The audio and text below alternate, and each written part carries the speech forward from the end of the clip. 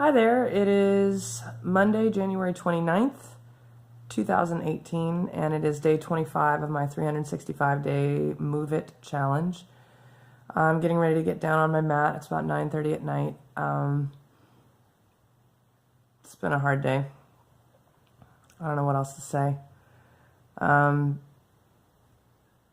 It's kind of amazing, this challenge, because one day will be just incredible and the next day will be so hard.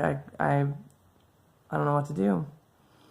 And it's not just the challenge itself. You know, I can get down on the mat, I can go to the gym. It's what's coming up for me today is that I thought I could outrun my problems, literally. I think that I thought that I could out yoga my crap, that I could outsmart it. And I'm doing my best to deal with my stuff, with whatever my problems are, and the real ones and the ones that are up here. So I'm trying to be very honest about them, and to myself, and I guess even on here, to some degree. But I think that I talked about this yesterday, that the just has set in of, if I just do this, it will fix everything. And I'm finding it difficult to not go down a rabbit hole of negativity right now. So I'm still doing the movement, but it's becoming very clear to me that I can't just, I guess, move my way through it, or at least maybe I can, but along the way, like any journey, there are prats and pitfalls and things that I'm gonna experience, that I'm gonna have to watch out for, that aren't wonderful.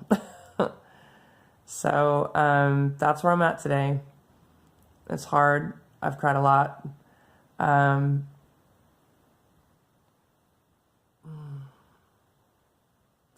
All I know is that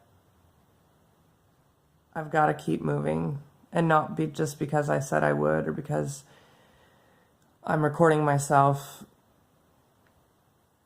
doing it, or talking about it, or thinking about it, or what I feel about it, but because I really kind of believe that the only way out is through, and that if I keep moving, things will shift, and I've already seen them shift, you know.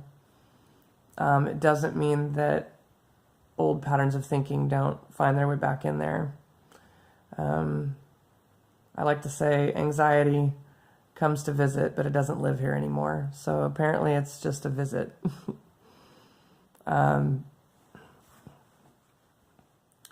And I'm a little lost in the moment, because this is all so new to me, and to think, you know, I've mentioned in I think at least one other video that I quit drinking entirely back September 2nd, and it was for a variety of reasons, but it just wasn't fitting with a healthy lifestyle shift is the main reason. It's hard to get up and like go to the gym at 6 in the morning if I had a beer or two the night before. It's just, even one or two would slow me down and make me want to eat things that I don't want to really eat, and things like that. And so that was the main reason why I chose to stop, was that making a lifestyle shift like this felt, and working out, you know, it felt like it was becoming a hindrance to that. I would want to sleep in instead of getting up. I still want to sleep in a lot of days, but it's much easier to get up if I haven't had a couple beers to sort of weigh me down. But I don't know how much of this I want to talk about. Without that, I was always kind of thought of myself as a girl who could drink with the boys. I like scotch. I like bourbon, straight, no chaser. And really like genuinely love the complexity of the flavor. Giving up busy has meant that I'm almost not busy enough right now, and I don't quite know what to do with that.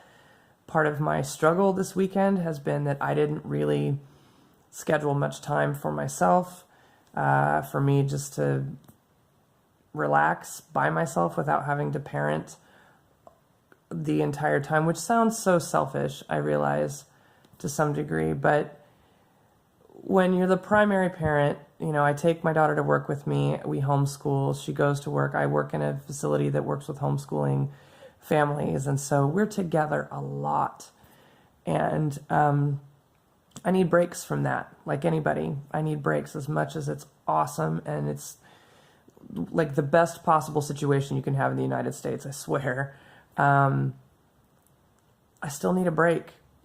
And I didn't really give myself that break this weekend. I was determined that like more connection for her, more connection is what we need. But really, I think I just needed to like go have coffee with a friend for a couple of hours, or, you know, go sit somewhere and do my work for a couple of hours so that I didn't feel like I was so behind. And that's kind of how I'm feeling right now, is just behind. I'm behind. And I haven't had enough balance between work and home. And so without the label of busy, I kind of don't know. Yeah, it's a new place for me.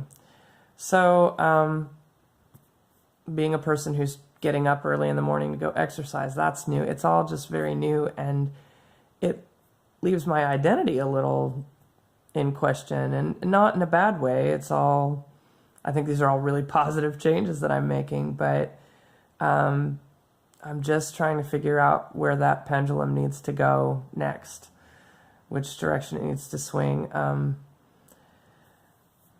So I think I need to call some friends and have some coffee soon, or, you know, go with them and take an art class. I'm signed up for an improv class that I'm really excited about. I haven't taken an improv class in years, coming up on Wednesdays in February at the Siren Theater. And I'm doing it with my girl Lisa, and I'm excited. So that'll be a good addition to my schedule.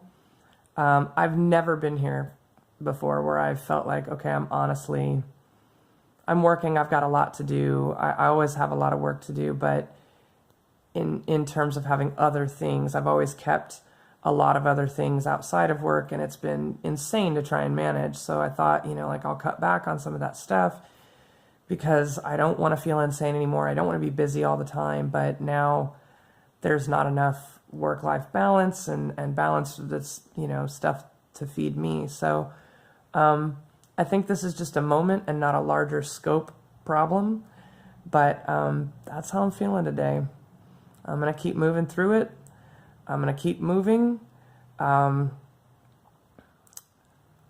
what I got. It's not an easy thing to talk about. Okay, there's my honest feelings. I hope that I hope you're kind to yourself today and every day.